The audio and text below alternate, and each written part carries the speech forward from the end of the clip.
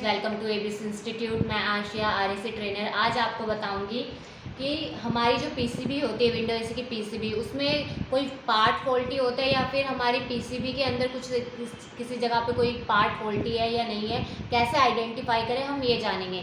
तो सबसे पहले आप देखिए कि हमारे पास ये पीसीबी पड़ी हुई है। ये जो होती है हमारी ये डिस्प्ले पीसीबी होती है, जिससे हम क्या है कमांड देते हैं, और ये हमारी मेन पीसीबी होती है जिससे हम सारी चीज़ें क्या करते हैं कंट्रोल में करते हैं। ठीक है, तो अब हम बताएंगे आपको कि इसके अंदर कौन कौन से पार्ट्स लगे रहते हैं। तो सबसे पहले आप देख सकते हैं ये हमारा फ्यूज़ यहाँ लगा रहता है, देख सकते हैं आप, ये कैमरे में आ रहा होगा, ये रहा। और ये होती है हमारी रिले। ये रिले का क्या काम होता है, ये रिले जो होती है हमारे कंप्रेशर को सप्लाई देने का काम करती है आफ्टर 3 मिनट्स, यानी 3 मिनट के बाद। इसी कारण से जो दोस्तों हमारा कंप्रेशर है वो 3 मिनट बाद स्टार्ट होता है, क्योंकि ये सप्लाई जो है आउटपुट 3 मिनट बाद करती है। और इसी तरीके से आप ये देख सकते हैं, यहाँ पॉइंट है, ये फ़ैन की स्पीड के पॉइंट है दोस्तों, थिम्बल लगे हुए हैं जो आपको दिख रहे हैं। तो ये है लो स्पीड का, ये मीडियम का और ये हाई का है। और ये जो स्विप लिखा हुआ है यानी कि ये स्विंग, जो हमारे फ्लैप होती है स्विंग करने का काम करती है, उसको स्विंग मोटर द्वारा कंट्रोल किया जाता है, तो उसका जो पॉइंट है वो यहाँ लगता है। और ये जो 2 पॉइंट दिख रहे हैं आपको, ये है हमारी न्यूट्रल सप्लाई के लिए। तो कुछ नहीं करना है दोस्तों, हमें सबसे पहले अपनी पीसीबी को सप्लाई देनी है। तो ये रही मेरे पास वायर। तो हमें सबसे पहले आइडेंटिफाई करना होगा कि हमारा जो इसमें से रिले में से इनपुट वाला फेज़, इनपुट वाला पॉइंट कौन सा है और आउटपुट वाला पॉइंट कौन सा है। तो कुछ नहीं करना होता है दोस्तों, उसके लिए आप सिंपली अपने क्लैम्प मीटर को कंटिन्यूटी पे सेट करके सबसे पहले फ्यूज़ को चेक करेंगे कि आपका फ्यूज़ ठीक है या नहीं। तो आप देख सकते हैं ये ठीक है। उसके बाद एक पॉइंट फ्यूज़ पे रख करके दूसरे पॉइंट पे चेक करेंगे, जिस पॉइंट पे बीप साउंड आती है वो आपका फेज़ इन वाला पॉइंट हो जाता है। आप देख सकते हैं दूसरे वाले पे मैंने टच किया तो आवाज़ नहीं आ रही है, तो इसका मतलब ये क्या है, ये कब सप्लाई देगा, जब 3 मिनट बाद हो जाएगी, यानी फेज़ आउट है। और जिस पॉइंट पे कंटिन्यूटी आए फ्यूज़ के साथ, तो वो हमारा फेज़ इनपुट का पॉइंट होता है हमारा दोस्तों, यानी कि मेन फेज़ का पॉइंट होता है इनपुट का। तो अब हम एक एक करके इसको सप्लाई दे देंगे। तो ये मैंने अपनी फेज़ इन पे लगा दी है और ये मैंने लगा दिया है न्यूट्रल पे दोस्तों।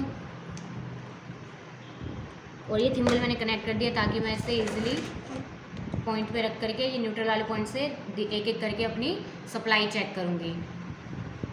तो देख सकते हैं दोस्तों, हमने इसको सप्लाई दे दी है। आपकी ये जो डिस्प्ले है वो शो कर रही है कि ये ऑन हो चुकी है, आपकी पीसीबी तक सप्लाई जा चुकी है। हम इसे एक बार चेक भी कर लेते हैं। इसे आपको अपने क्लैम्प मीटर को एसी वोल्टेज पे सेट करना है। और एक प्रोब मैंने रख दिया न्यूट्रल वाले पॉइंट पे और एक रखा है फेज़ पे। तो आप देख सकते हैं कि डिस्प्ले पे हमारे देखिए 197 वोल्टेज आ रही है।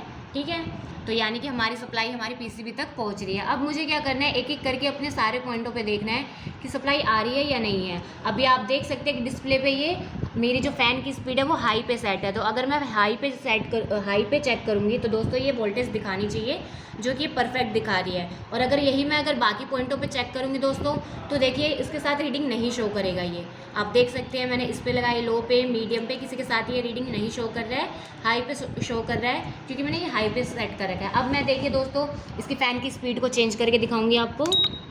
तो मैंने इसको लो पे कर दिया है। अब देखिए मैं लो के साथ चेक करूँगी तो इसकी रीडिंग आएगी। तो ये वोल्टेज दिखा रहा है दोस्तों, 196 वोल्टेज आ रही है। और मैंने दूसरे पॉइंट पे रखा है तो देखिए ये वोल्टेज नहीं शो कर रहा है। इसी तरीके से मैं अब मीडियम स्पीड पे करती हूँ इसको, तो ये मीडियम पे हो गया है।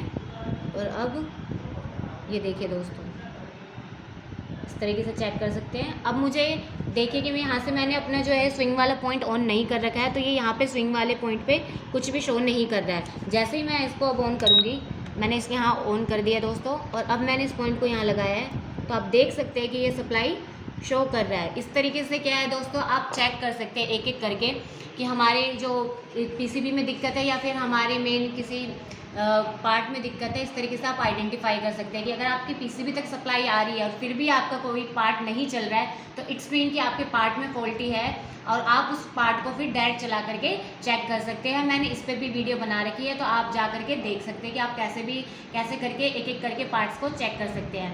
तो अगर वीडियो अच्छी लगे तो लाइक, कमेंट एंड शेयर ज़रूर करिए दोस्तों।